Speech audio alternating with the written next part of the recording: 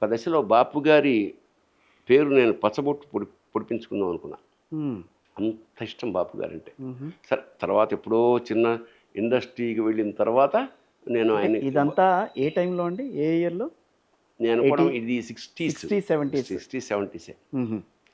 రచనలు అంటే చిన్న చిన్న పొయిట్రీలు కథలు రాసి పంపిస్తుండేవాడు. ఓకే.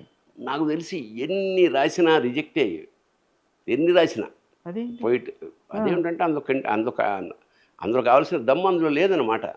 నేను ప్రయత్నం ఎలా ఉంటుందో చెప్తున్నా. అంటే ఒక రచయిత రాసేవాడిని, చదివేవాడిని, రాసేవాడిని, పోయిట్రీ రాసేవాడిని, పంపించేవాడిని, కథలు ఏవి ప్రింట్ కాలేదు. జయశ్రీ అని ఒక మ్యాగజైన్ ఉంది. దానికి నేను ఏం చేశానంటే మలయాళ మూలం వ్రతం కథ పేరు వ్రతం, మలయాళ మూలం భైరవ మీనన్, తెలుగు సేత తనికెళ్ళ భరణి నాదే అర్థమైంది, క్రియేట్ చేశాను. అంటే ఇప్పుడు ఇది ఫారిన్ వాళ్ళు వేరే వాళ్ళ కొటేషన్ చెప్తే చాలా అయిపోయి చాలా గొప్పది, మన ఏడిసినట్టు ఉంటుంది అంట అనే నేచర్ ఉంది కదా. అందుకని అప్పుడప్పుడే అయ్యప్ప మాల ప్రసిద్ధిలోకి వస్తున్న రోజులు అంచేత నేను కూడా ఒకసారి మాలేసా. దాని అక్కడి నుంచి కేరళకి వెళ్ళడం అనుభవం అంతా నాకు ఉంది.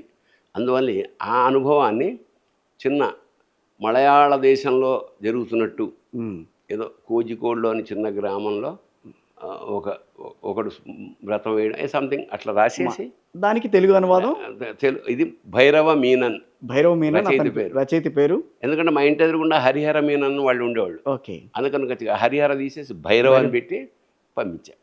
చాలా విచిత్రంగా అక్కడ ప్రింట్ అయింది. దానికి డబ్బులు కూడా వచ్చాయి నాకు. ఓహో, గమనిస్తే ఆ భైరవ మీనన్ అనేదాన్ని నేను తర్వాత సినిమాల్లోకి వచ్చిన తర్వాత నారీ నారీ నడుమ మురారి అనే సినిమాలో ఒక మలయాళీ వేషం ఇచ్చా. ఆ మలయాళ వేషానికి భైరవ మీనన్ అని పేరు పెట్టా. ఓకే. అయితే ఇందులో విశేషం ఏంటంటే నేను పంపిన ప్రతి కథకి అయితే ఫస్ట్ ప్రైజు లేదా సెకండ్ ప్రైజు ఇలా దాదాపు ఒక 25 కథలు రాశారనమాట. ఈ కథల తాలూకా ఎక్కడో కొన్ని దాచాం, కొన్ని మ్యానుస్క్రిప్ట్స్ ఉన్నాయి కదా.